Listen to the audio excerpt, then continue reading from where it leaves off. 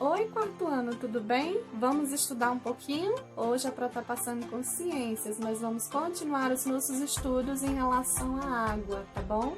Mas antes de começar, eu gostaria que vocês pegassem o livro de vocês e identificassem as páginas do conteúdo. Vamos lá?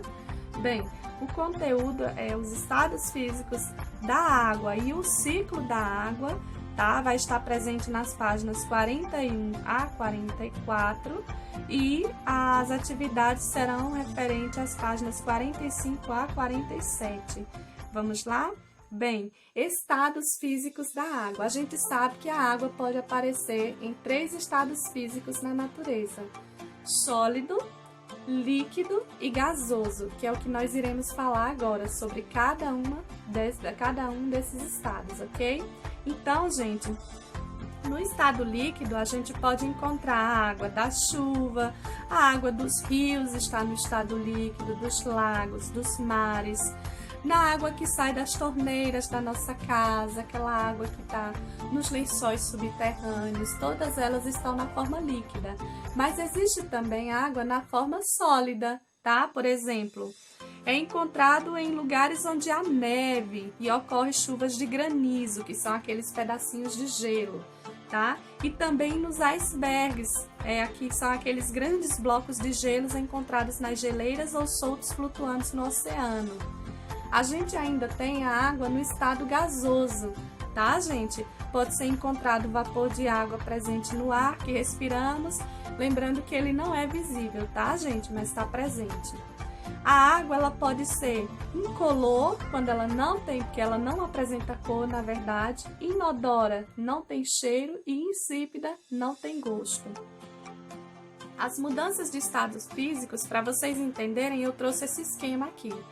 Então, em diferentes situações do nosso dia a dia, podemos perceber a água passando de um estado para outro. Vocês estão vendo aí a água na geleira, estão vendo a água na torneira e estão vendo a água na forma de vapor. Então, quando a água passa de sólido para líquido, quando o gelo derrete, ela entra num processo chamado de fusão, tá? Quando a água passa de líquido para gasoso, ela vai para vaporização. Gente, existe um processo chamado de calefação, ele não está aqui, mas é um tipo de vaporização. Quando, por exemplo, você respinga água numa chapa quente, ele faz aquele barulhinho, né? Ali a água está passando do estado líquido para o estado gasoso, então é chamado de calefação. Tá? Quando a água passa do estado de vapor para líquido, por exemplo, quando a mamãe bota a panela no fogo com a tampa, aquela fumacinha tá subindo e aí você coloca a tampa, então o vaporzinho vai se transformar em líquido e o líquido vai escorrer no fundo da tampa. Aí a gente tem aí a condensação ou liquefação, tá? E temos ainda também a solidificação, que é quando ela passa do líquido para o sólido. Então, coloquei água na minha geleira e coloquei no congelador, ela está passando de líquida para sólida, é solidificação. E ainda tem também o processo de quando a água passa do estado de sólido para gasoso ou de gasoso para sólido, a gente tem a sublimação, ok? E temos também, gente, a necessidade de conhecermos um pouquinho sobre o ciclo da água. O ciclo da água, a água, gente, ela está na mesma quantidade desde que o planeta foi formado. Então, a água, ela se submete a um ciclo, ela vai e volta. Então, quando alguém falar para você, economiza água, que a água do planeta vai acabar, na verdade, ela não acaba. Existe o ciclo, né? O ciclo hidrológico da água.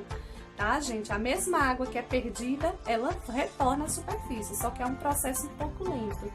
Por isso, a necessidade da gente economizar, porque a nossa geração pode nem acompanhar o retorno desse retorno dessa água à superfície, tá?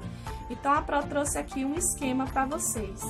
Na verdade, como é que acontece esse ciclo da água? Para que o ciclo da água aconteça, é preciso que exista calor do sol, porque o calor ele vai fazer com que a água evapore, tá? E também a ação dos ventos ajuda muito nesse processo.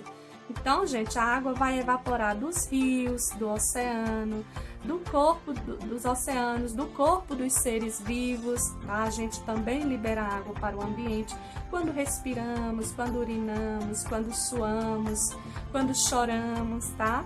E as plantas também transpiram, então essas gotinhas, elas vão evaporar e vão se condensar formando as nuvens.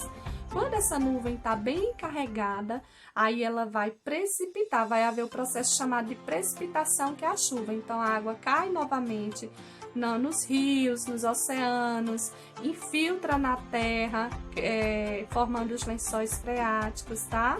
E aí, gente, tem a questão da neve, que é o mesmo processo, só que às vezes a temperatura tá tão baixa, o lugar é tão frio que as gotinhas que caem das nuvens, elas congelam e formam gelo.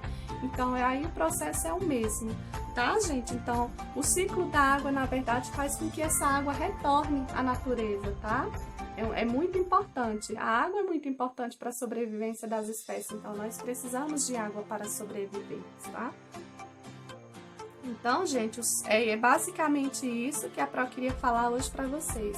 Eu tô postando alguns videozinhos anexos para estar enriquecendo as aulas de vocês, ok? Façam as atividades e não deixem de mandar a foto. A Pro tá aguardando. Um super beijo para vocês. Tchau!